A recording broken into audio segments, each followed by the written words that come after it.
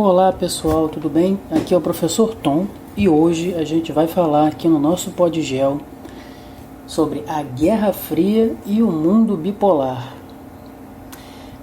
Final da Segunda Guerra Mundial, 1945, uma nova forma de organização de espaço mundial, e a gente vai fazer aí um apanhado do que aconteceu nesse momento até final dos anos 80.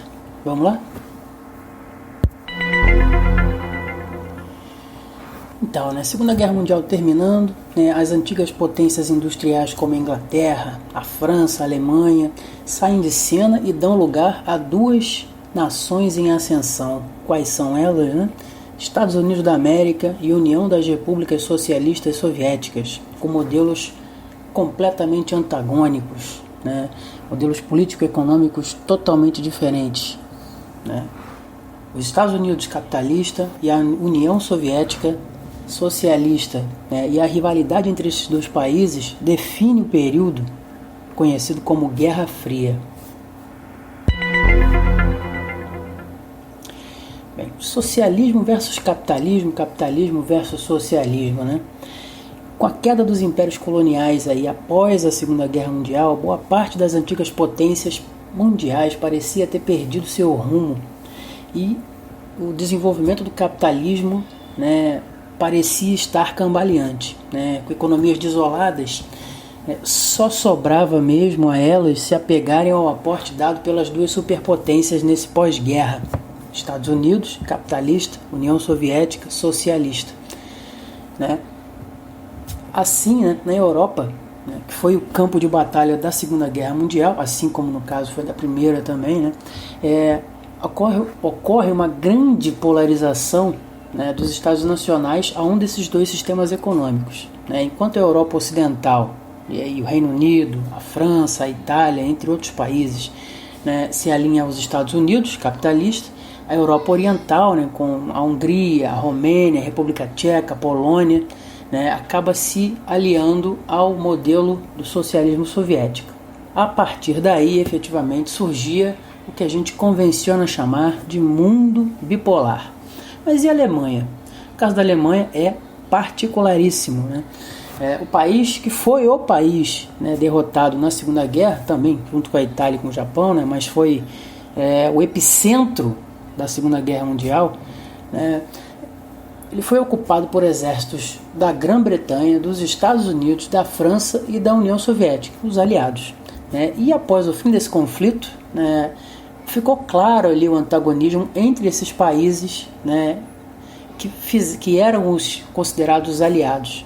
Então, a partir daí se decidiu pela divisão do país, da Alemanha, em duas: a República Federal da Alemanha, a RFA, capitalista, alinhada aos Estados Unidos e com capital na cidade de Bonn, e a República Democrática da Alemanha, RDA, socialista, alinhada à União Soviética e com capital na cidade de Berlim Oriental.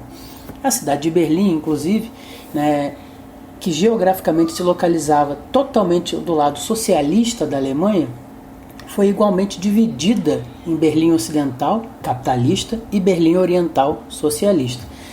E aí a gente tem, que sai um dos maiores símbolos físicos do período da Guerra Fria, que foi o Muro de Berlim. Então, nesse contexto da Europa dividida, Winston Churchill, primeiro-ministro inglês, cunhou o termo cortina de ferro, para definir a polarização do continente entre esses dois sistemas econômicos, o capitalismo e o socialismo. De forma parecida ao que o bloco capitalista fez com o Plano Marshall. E o que foi o Plano Marshall? Foi um pacote de auxílio financeiro aos países europeus que foram arrasados pela guerra em 1944. E quem ofereceu esse auxílio financeiro foram os Estados Unidos. Em 1949, a União Soviética coloca em prática o Conselho para Assistência Econômica Mútua, COMECON, envolvendo inicialmente a União Soviética, a Alemanha Oriental, a Tchecoslováquia, a Polônia, Bulgária, Hungria e Romênia.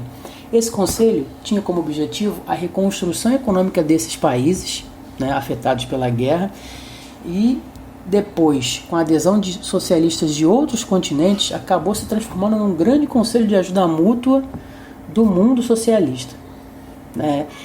Com o objetivo de barrar o crescimento do socialismo, cuja expansão começara a ocorrer para além do continente europeu, o bloco capitalista funda em 1949 a OTAN, que é a Organização do Tratado do Atlântico Norte, que é uma aliança militar que envolvia os principais países alinhados aos Estados Unidos. Em contrapartida, com os mesmos objetivos, uma aliança militar também, o bloco soviético funda o Pacto de Varsóvia em 1955. Além de defender os estados signatários, ou seja, os estados que fundaram o pacto, de possíveis ataques do mundo capitalista, o Pacto de Varsóvia ele funcionava como mecanismo de manutenção do sistema socialista no leste europeu. A partir da expansão do socialismo para os outros continentes, em especial na Ásia, a ascensão de um governo popular na China e na Coreia do Norte, os Estados Unidos lideram uma série de acordos para a criação de um cordão sanitário no entorno do bloco socialista. Dentre os países que participaram dos acordos, a gente pode citar a Austrália, Nova Zelândia, o Japão, a Turquia, a Tailândia, Paquistão, o Irã, o Iraque e a Turquia.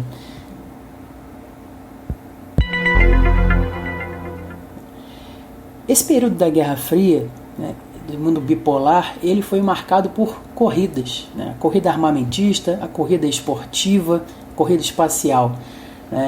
De 45 até 91, nunca ocorreu um conflito armado, nunca foi disparada uma bala sequer. Mas havia uma disputa clara pela hegemonia. Tanto os Estados Unidos quanto a Rússia, a União Soviética, passaram a investir maciçamente na indústria bélica, levando em consideração um possível conflito armado, que nunca ocorreu.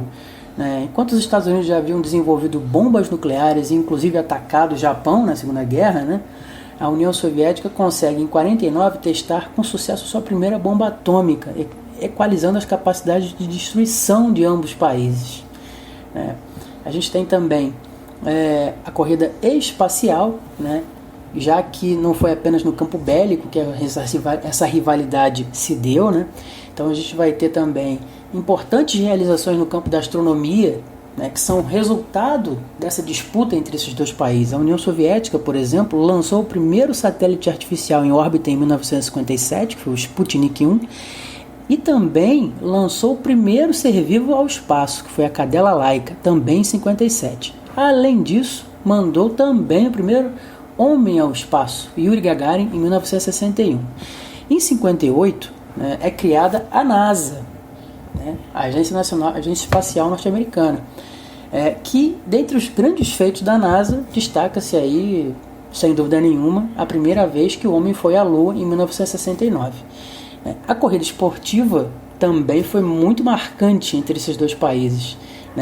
Entre o período da Guerra Fria, foram disputados 10 Jogos Olímpicos, entre 52 e 88. E, dentre esses 10, 6 foram vencidos pelos soviéticos e 4 pelos norte-americanos. O destaque aí, curioso, é que em 80, os Estados Unidos boicotaram as Olimpíadas de Moscou e em 84, os soviéticos boicotaram as Olimpíadas de Los Angeles. No terceiro mundo, a Guerra Fria se deu de que forma? Em 48, a partir de 1948, algumas revoluções socialistas passam a ocorrer pelo mundo, o que leva a Guerra Fria ao plano mundial. Apesar de desde 1924 já existir um país asiático socialista, que era a Mongólia, a partir de 48, 48 e 49, marcam a ascensão de governos socialistas bastante importantes, a Coreia do Norte em 48 e a China em 49. Em 1959, os Estados Unidos têm uma derrota muito importante na América Latina com a Revolução Cubana, que transforma Cuba efetivamente numa nação socialista. Temendo uma expansão da ideologia pelo continente americano, o governo americano, através da sua agência de inteligência, que é a CIA, passou a insuflar a ascensão de ditaduras militares de alinhamento ideológico direitista em todo o continente. Foi o que ocorreu no Brasil, na Argentina e no Chile.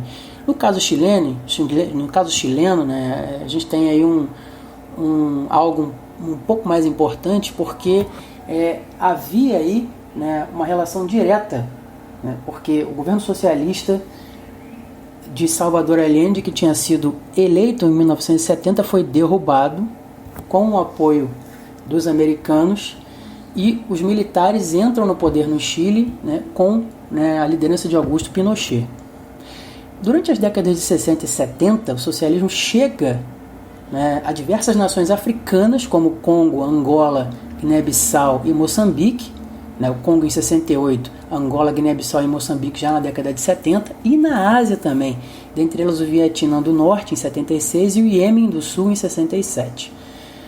A chegada dos socialistas ao poder em nações de antigo domínio português, como Angola, Moçambique e Guiné-Bissau, não é aleatória, tendo em vista que a demora de Portugal né, que Portugal demora muito para libertar suas colônias. No terceiro mundo, a gente observa, né, que de maneira secundária, mas acontecem alguns conflitos pelo mundo, né, e esses conflitos por vezes terminavam com a cisão de países em dois. Foi o que ocorreu, por exemplo, no caso da Alemanha, da Coreia que se dividiu em Coreia do Sul e Norte, o Vietnã dividido em Vietnã do Sul e do Norte também. Em alguns casos, União Soviética e Estados Unidos apenas apoiavam partes antagônicas em conflitos regionais. Por exemplo, na disputa pela Palestina, os Estados Unidos apoiavam e apoiam ainda a causa israelense, enquanto os soviéticos se colocavam ao lado do povo palestino. Na crise entre Índia e Paquistão, pela Caxemira, o Paquistão foi apoiado pelos Estados Unidos e o governo indiano tinha a simpatia dos soviéticos.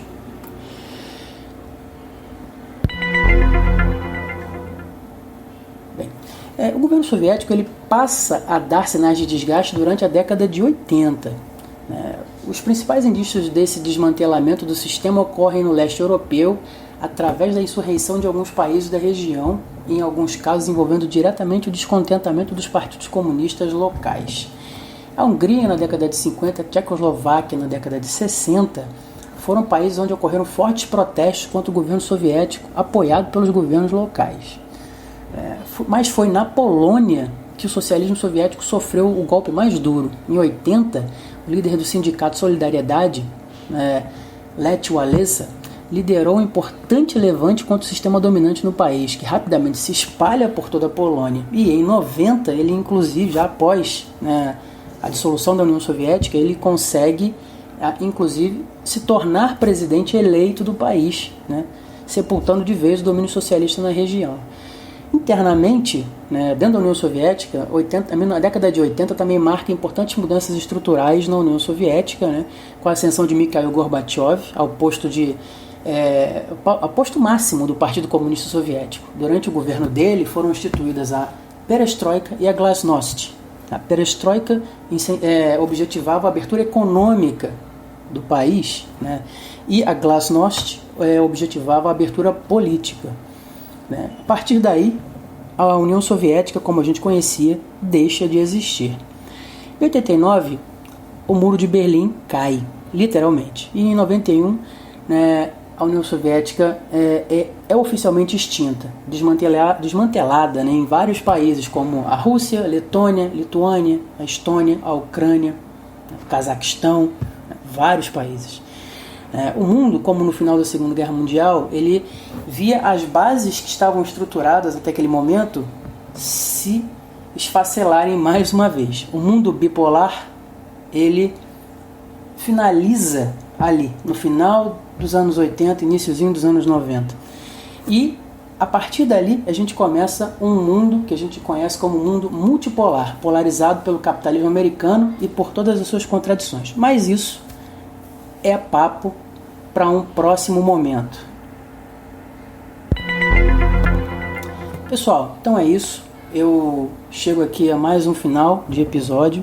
Espero que tenha ajudado, como sempre. Aguardo as considerações, os comentários e vamos juntos. Abraço em todos.